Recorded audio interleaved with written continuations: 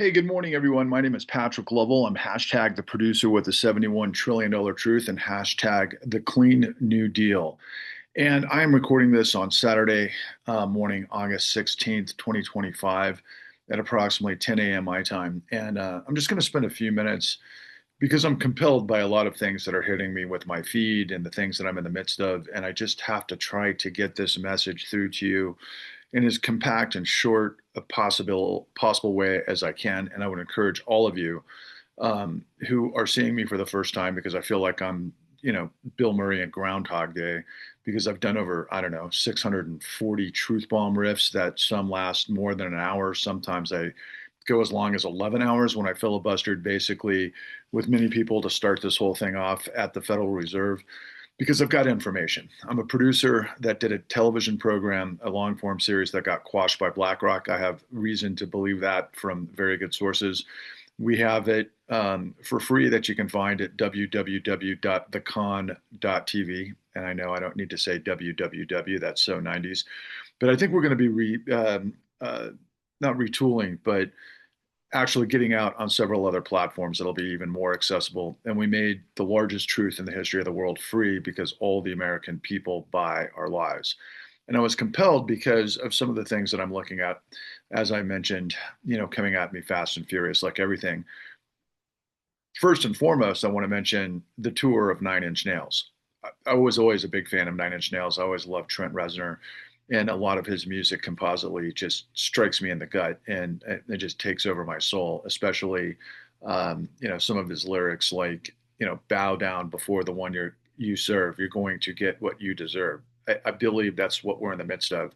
What, like 20 years after he wrote that song to begin with, and Head Like a Hole, of course, is what that is. And what are we looking at? We've been engrossed by this MAGA zombie apocalypse. That's this sort of, religious theocracy, fascism, that controls really dense people who know nothing. We call them low information voters that just have absolutely no understanding of the world that they live in. And they've been, you know, basically drinking the Kool-Aid on this James Jones mission. And I have to call out the studio on Apple TV at the beginning, if you happen to know that show with Seth Rogen. It was incredible.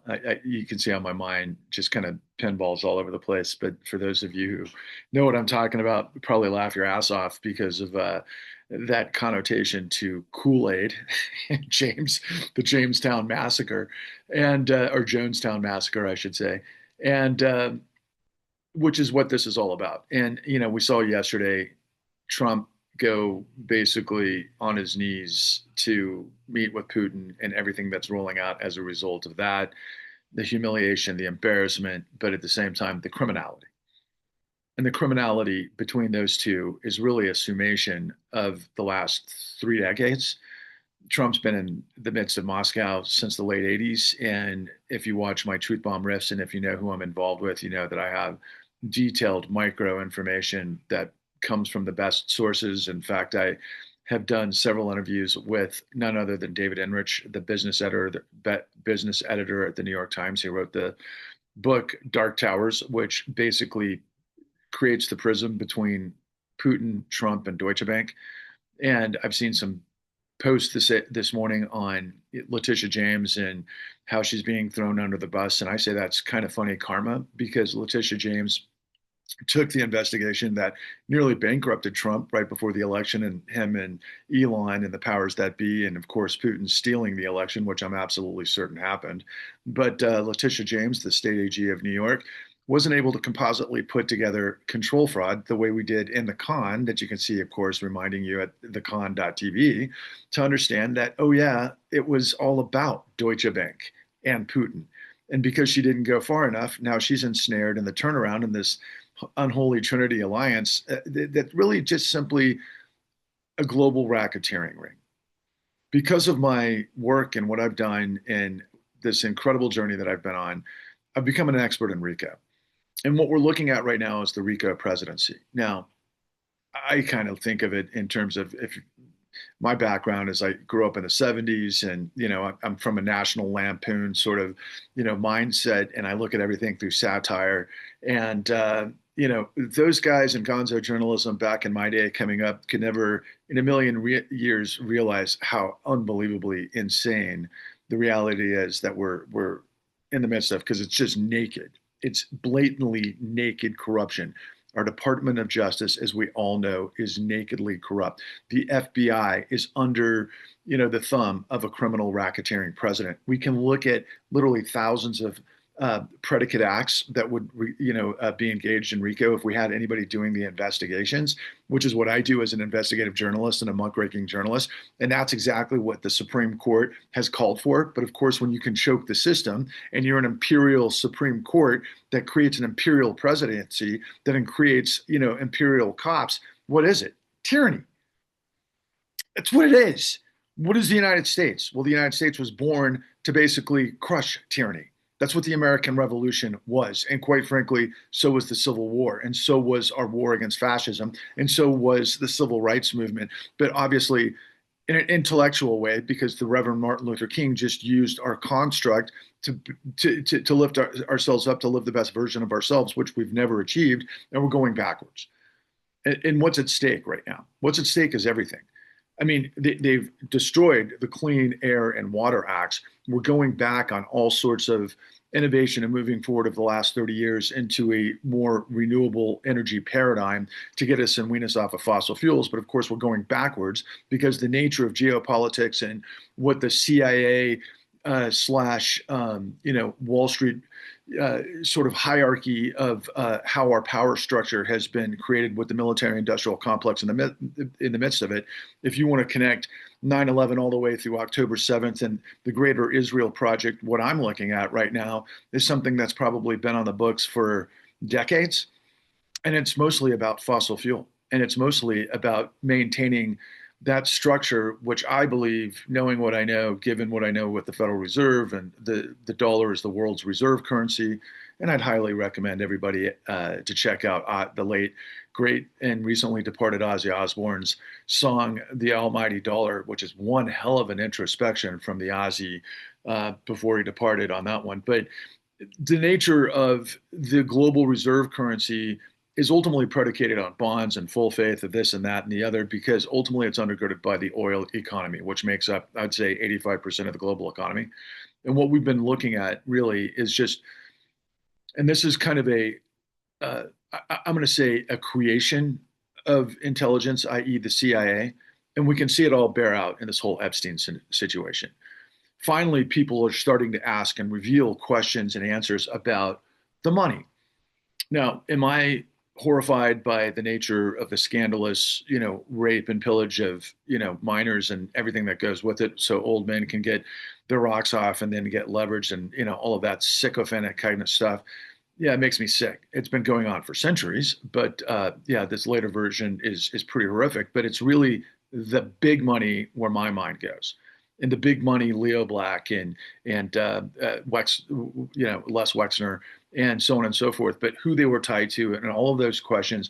But when I get inside, some of the elements that have been revealed recently that I didn't have knowledge of, but one I happened to mention yesterday, i.e., that Epstein's fund was called Liquid Capital, that was baked into Bear Stearns, that was part of this bailout that Chase was involved with, dictated by the United States government, that preceded the great financial crisis, that came up with this notion called Maiden Lane.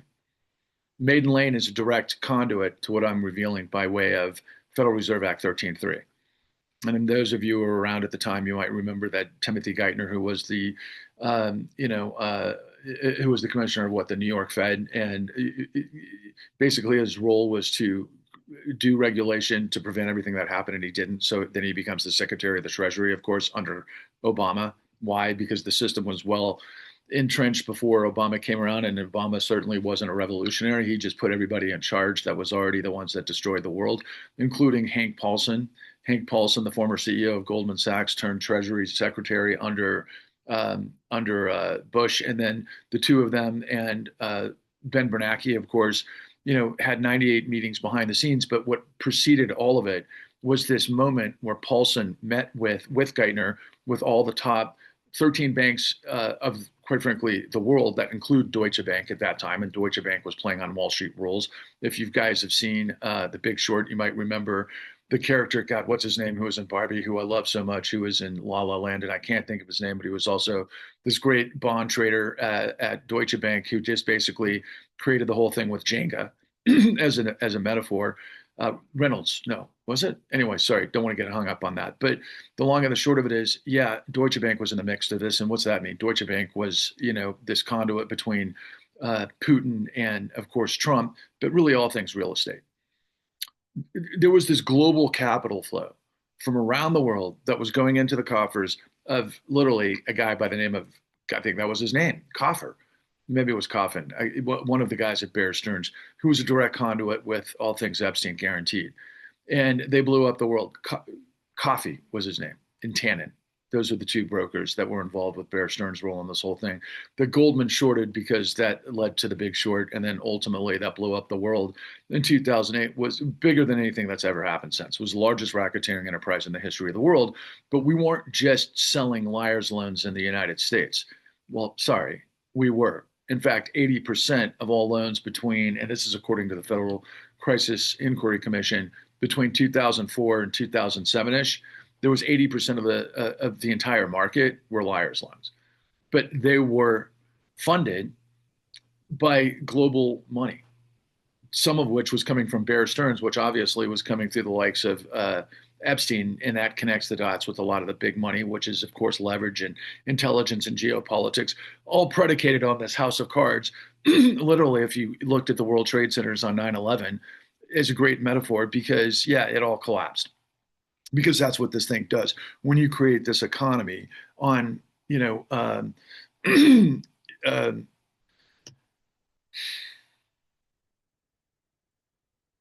my mind's flooded with so many things that'll come to me in a minute. I would just want to think about an economic term. But the idea of, you know, scarcity, right? Scarcity. And by the way, if Elon Musk, you're watching this and you obviously named your whole company Tesla and you built this whole thing about, renewable energy ultimately, and you've done fantastic work on the backs of a lot more smart people than you are. And ultimately, you became this fucking freak like everybody else at the hierarchy of this table of insanity, eyes wide shut, Caligula, just the freakish nature of billionaires that like to steal and rape and pillage and fancy themselves the new pharaohs. Underneath that whole context is scarcity. Not to mention just the emissions and the reality of living on a planet that actually has to have balance. That's the entire idea of nature, quite frankly. In this incredible infinity of black hole space, where we may, even though I don't think so, be the only life that exists, or supposedly intelligent life. What in a a universe of 2 trillion galaxies that we've already mapped out. I'm not quite sure about that, but at the same time, yeah, life is relatively scarce. And at the end of the day, you got to understand that the nature of renewable energies versus fossil fuel is that paradigm. And so when you have scarcity and you can monopolize the actual leverage of it, and you put it on this global reserve currency, you can create this situation where the United States has this, what we like to call it's not prestige, but it's not even close to prestige. I mean, we're just very fortunate because we can finance our way out of pretty much anything until it all collapses and the world's not using the dollar anymore.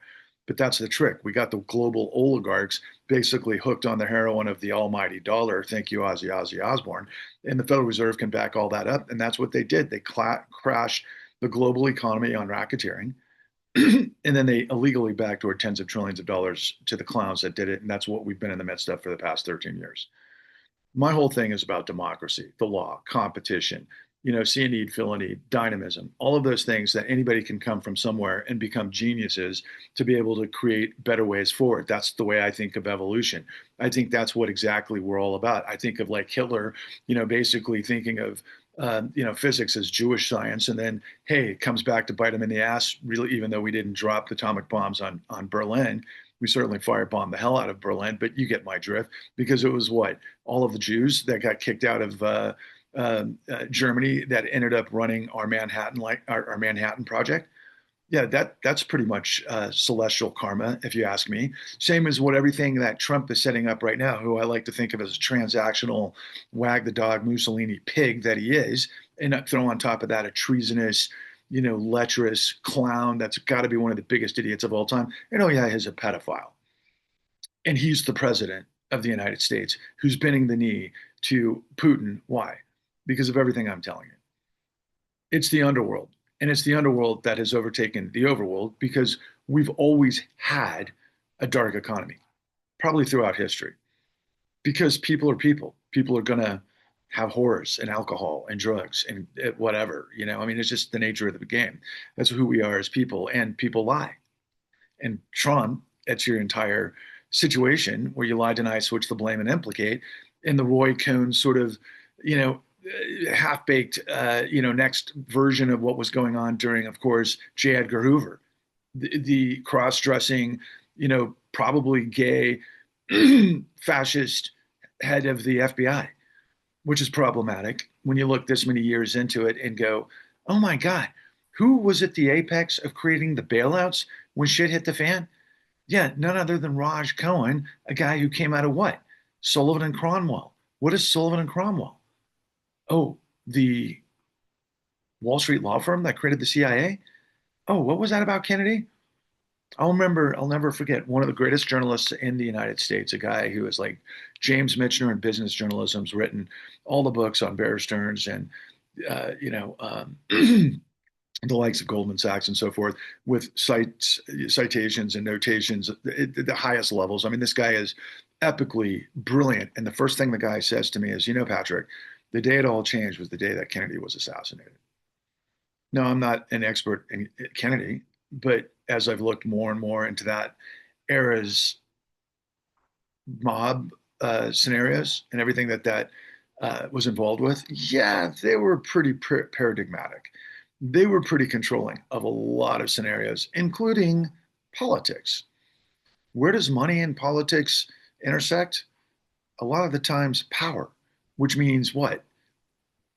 Kill anybody to control it. That's what the mob does, and it's vertical. That's what this is all about. This is a RICO criminal presidency that has destroyed character and integrity. So who am I? I'm a guy that's all about character and integrity. I'm all about systems have to function the way they're designed. I understand airplanes and flight. I understand to a degree engineering and architecture, but I understand that things have got to work. Same with the construct of any sort of, I don't know, modern day instrument from a computer to a car. All of the systems have to work. And if they're designed to fail, they're going to fail. What we don't see and what we can't see the forest for the trees while we're looking at the emperor's new clothes on really bad acid, which is this freaking moron Donald Trump, is this confusion of people that are easily set up because they live in the four walls of their existence. They go to work, and I applaud you. You do things to keep things going. What do we call them during COVID? Necessary workers, I think, which is incredible that they had to work while everybody else got to stay home and some got some checks. But I can tell you right now, if you got, what was it, $3,200 checks or $2,600 checks from the IRS, if you had a family of three or more, you know what? The top 1% got $1 million infusion. Yeah. We just piled more money into the top. That's what we've been doing for the last 10 years. That's why the top 10%, who are the most educated, the doctors, the attorneys, the accountants, and the so on and so forth, who are smart enough to know when they're getting fucked, they haven't done anything because they've been getting paid from this system. No, they're not a part of it. They don't look at it. They don't see a problem when their real estate and their stock portfolio has gone through the roof. They're like, okay, you know what? There's a lot of problems in this world, but my bottom line is doing okay. Meanwhile, everybody else is in like what, Hunger Games or some sort of version of Mad Max. Yeah, and more to come.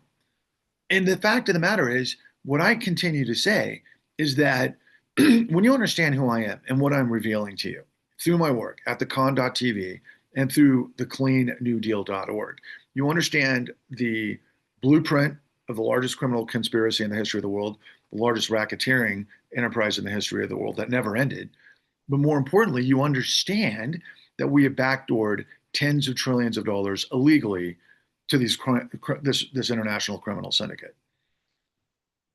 We're not a democracy. You all know that now. You all know that we're literally authoritarianism, if not outright fascist. I've been saying, if you look into my Truth Bomb Riffs, this for 5 years. Even though I haven't done my Truth Bomb Riffs for 5 years, I've done them for 3 years. I'm convoluting something my colleague Roseanne always tells me. But the bottom line is that, yeah, I've been saying this from day one. Corruption births and fuels fascism. On the hierarchy of all of my sort of enemies, fascism has always been number one on me. I'm an anti-fascist all the way through and through. Quite frankly, I'm pretty much anti-authoritarian. I've always been kind of a renegade outlaw, at times kind of a libertarian to a degree, just in terms of, like rock and roll, man. That's what I'm all about. Going full circle to my friend Trent Reznor and bow down before the one you serve. You're going to get what you deserve, right? I'm all about liberty and justice for all. I understand that if you have a fair playing field, unbelievable, incredible things can happen with those that understand dynamism. That's who I am. But I also believe in the social safety nets. I believe in social democracy. I believe in that we are the richest country in the world because of a lot of things that have preceded it, both good and bad. Mostly, I'm going to say it's 50-50. But at the same time, we got to do what Abraham Lincoln said, and we got to lean into the better angels of our nature. That's really what this is all about. And when I say that we're not a democracy, what I mean is we're a corporate fascist state undergirded by a criminal syndicate that uses the full faith and credit of the United States to guarantee the mafiocracy, which is exactly what this is, that's now creating fascism. And believe it or not, that's socialism for billionaires. Okay, does that make sense given what you're looking at? Do you think Don the Con, Rico Pig, the Emperor's New Clothes on Really Bad Acid has come up with any of this shit that these technocratic wizard bastards, I should say, from the likes of the Heritage Foundation and, of course, all things Koch brother enterprises have figured out, that created Doge and all of these flood the zone strategies of Steve Bannon, who worked at Goldman Sachs no less. And Steve knows a lot, and I think Steve knows who I am, as a matter of fact. And so salvation, my triumph that I'm trying to get you all to get your heads around is that you, me, and everyone you see who isn't a Nazi, who believes in liberty and sustainability and beauty and integrity and I already said sustainability and all of the others that really make this world worth living in. If we unite behind the Clean New Deal, which is right behind me, which you can find at thecleannewdeal.org, we will purge the misery of tyranny to unleash the renaissance of possibility. People, everything is on the line. The law is dead, right? The law is dead. If you don't believe me, look at this Truth Bomb Riff that I recorded with Bill Black and June Carbone yesterday. Two people much more accomplished and brilliant than I'll ever dream to be. And they just said it outright. The law is dead. I've known the law has been dead for a long time, but the law is dead, okay?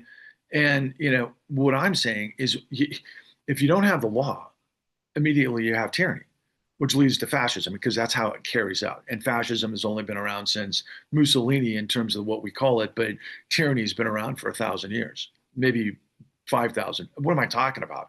Of course, it's been around 5,000 years. That's the whole point of Moses. That happened 5,000 years ago when Moses led the Exodus out of bondage in Egypt to create, presumably, liberty and the law. That's what the whole Ten Commandments is about. And yeah, when I look through this whole lens of what's going on now and all these freaking insane far right religious zealots that have, broke bread and found more in common with Saudi religious theocracy because of the money and far right, Israeli broader Israel project potentially built on the back of Gaza, as opposed to, if we just took out the bad guys the first time to create democracy, maybe it would have been a better world, as opposed to what we're doing now, which is all predicated on, quite frankly, crime bosses and racketeering in the mob. And who was Sheldon Adelson and where was he? Oh yeah, Vegas, baby, Vegas. And who created Vegas?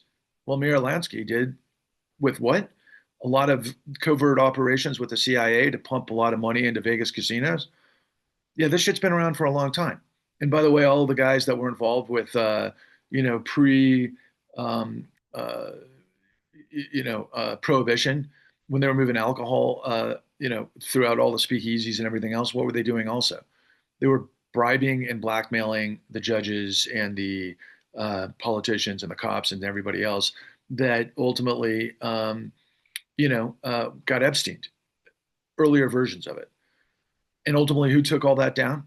The untouchables. Who do I work with? The new untouchables.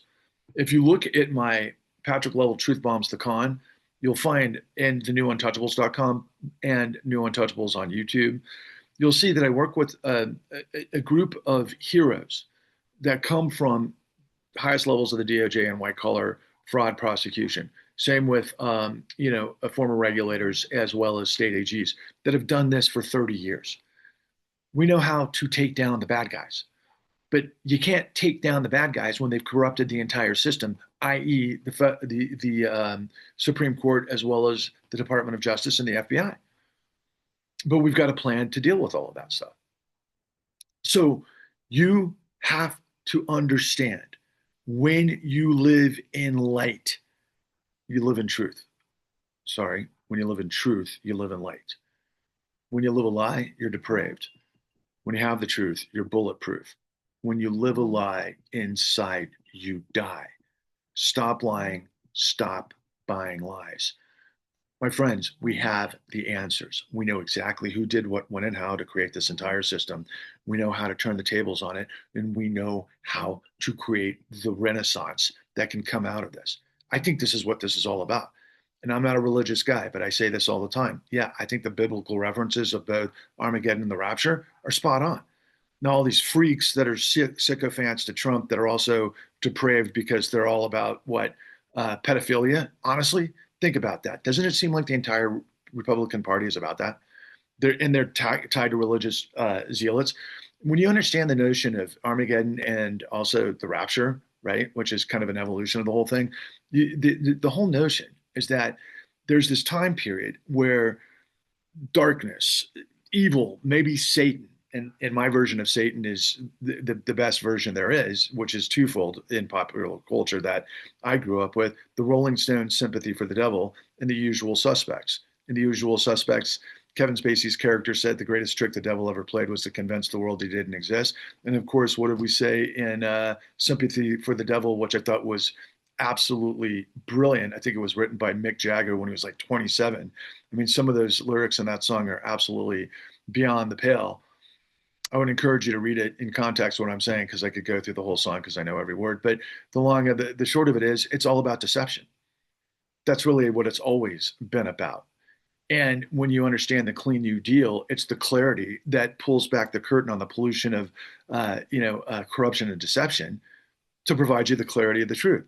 And so when you wrap your head around all of these things that I'm talking about at this time period, where doesn't it seem biblical? You have to become a nuclear reaction vector to the truth to force it down the throat of the world of the depraved and the wicked and the darkness. That is the fucking universal truth. That is the big bang. That is literally the way we understand it to be. And until we have more information long after the time that we're dead or somebody comes and brings it to us in our lifetime, which I hope actually happens. But from what we know right now, it's the kinetic energy of the supernova that creates the light, that creates this, reaction in this nuclear reaction that forces light into darkness. That's what you can do when you understand everything that I'm saying. It's not just a metaphor. And truth exists. It's not faith. Okay. It's not into some, nebulous religion or something that you believe may happen. Facts are facts. Truth is truth. Okay. Everything I'm telling you is the absolute truth. Please open the door, walk in, and change your life. And do me a favor: like, subscribe, share, join us. Share this like your life depends on it, depends on it, and the world depends on it, because it does. My friends, thank you for tuning in. Onwards and upwards.